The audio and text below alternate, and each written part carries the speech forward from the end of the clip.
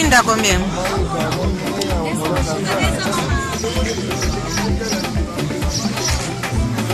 Obi, combien? Na uso pe imagine na uso. Oh. Bongo oyo. Ondesa. Loko fimbisi yango bovumbi bombe. Non, na kate eza ya kotonda. Ok. Ça va? Bon, normalement, ne bolambaka ngo. Faut kotokisa be kochanga na mai ya moto. Eza choix. Choix na yo. Soko sebeni. Soko sebeni. Tokisi mai. Solo na mwesi la tokisi mai. Tokisi mai. Tokisi na se. Soko ya kochi aussi. Bani ke mtu na kazi na nini. Basi ba misuso ba tokisi. Wala ni esili na puissance. Ok, ça va pesanga mibale. Bon, comment on teka biloko solo ebele? Oyo ni.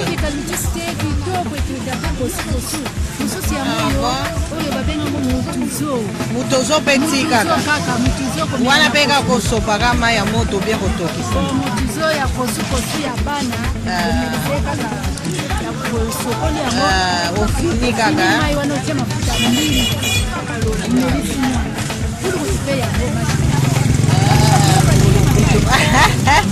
Donc, tu as biloko nyonso.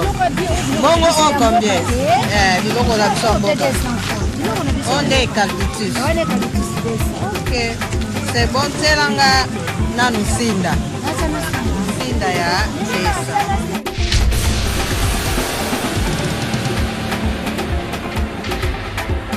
Merci beaucoup Malandia émission Oleli Natongo. Tu as écouté ce moment la biso. La démonstration de l'eau. Maman, tu as évité. Ni non ça est dans le tout. Ah ouais. En tout cas, dans ça, dans la ndenge tozona mabota na bino kutu mama coach na biso coach biso on makambo na tokona te mais ozo sepela makasi biso to banda ko coach pour na mai to kinzo kande ozo boma biloko muso ya oya vitamine ya pression nzamba sala na bon sinda na sinda bende moka na sinda ndenge moko fuka o na batinyo surtout nyoso ko to kisela su na mai te o to kisi mai na yo ndena to kisi bo azo kitisa akitisi mai esi etoki sikoyo ezozo siko sinda nanga bulukutu matiti nanga nyonso wana atie sikoyo na kati mais ozongisa na moto te na ozongisa na moto te kaboye mbala moko kaboye na finiki ti yango moko ekobimisa biloko nyonso nzambe asalaki na kati wana ebima sikoyo tobanda komela. Merci beaucoup, c'est pas tout n'importe mon appel V. Ah, tu sais que formation, mingi to salaka ndeba mama lobi, otoki simayati, oboki ba biloko na bi, boki ne bolo kutu. Ou bien sinda, même ici. Et toki, c'est que obomi ba richesse nyonso nzamba sala katia. Koka moi. Nous surtout na kata formation ya émission, mon seka de malheur moderne. Mon anzili, to la nano to la ndenge mai ko bongwana vino. Merci.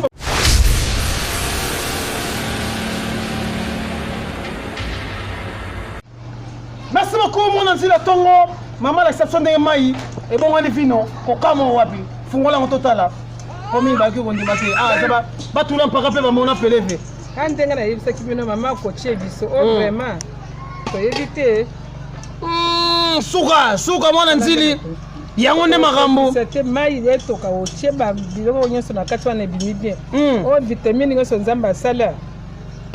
Merci beaucoup, ça va tout la pakape mon appel fait. Mon anzili, to so mo mayango, to bayango, to la nebango, kitakos.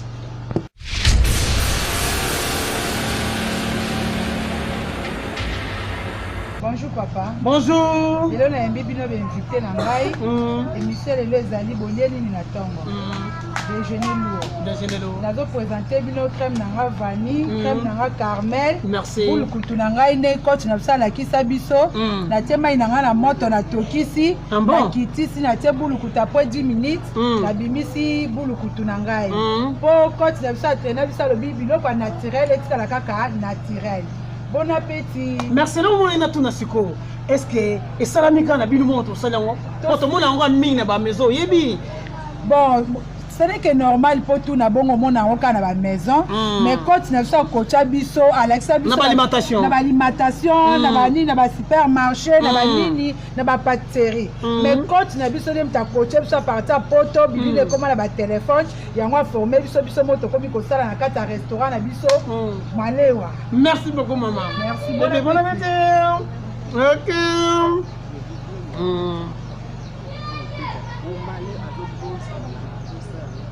Oh non.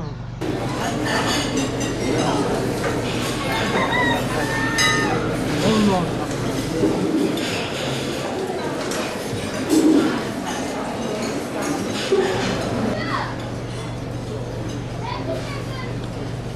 Non, balandi ya émission boleli na tongo nam na mona bote o bozo mona oyo na basala ngoka awa na miso na ngai kitoko makasi netika nde basala na ba na kotanga te pour la publicité gâteau oyo non tokosi ya nyama pesa la kana kati ya émission moseka de malheur moderne oyo pesi ba formation ya kitoko tibo tala na tono esthétique mbemba ya papa lokula ko nyema kitoko makasi mare bango badon kaka bango kaka umela na yo.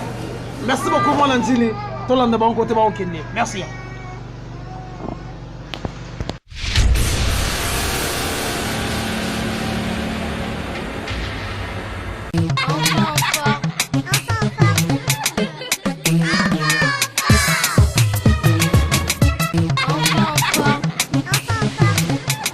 Bonjour les amis, savez-vous que les bonnes habitudes pour prendre soin de nos corps, les bonnes habitudes alimentaires et sportives que nous développons en étant petits influencent sur les habitudes que nous aurons tout au long de notre vie. Alors voici Enfants en forme, où nous allons bouger, nous dépenser, apprendre sur les fruits et légumes, apprendre à manger sainement et apprendre à prendre soin de nos corps. Enfants en forme, chaque samedi sur chaque TV avec Christelle Bourg.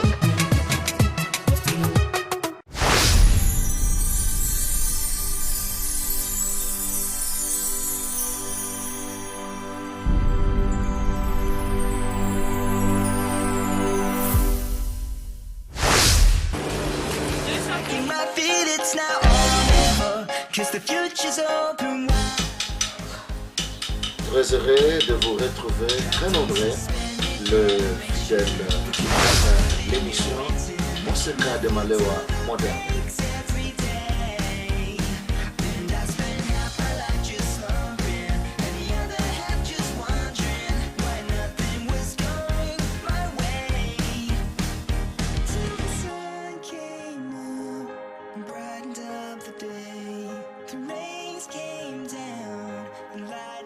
The wind, the clouds break, the shadows.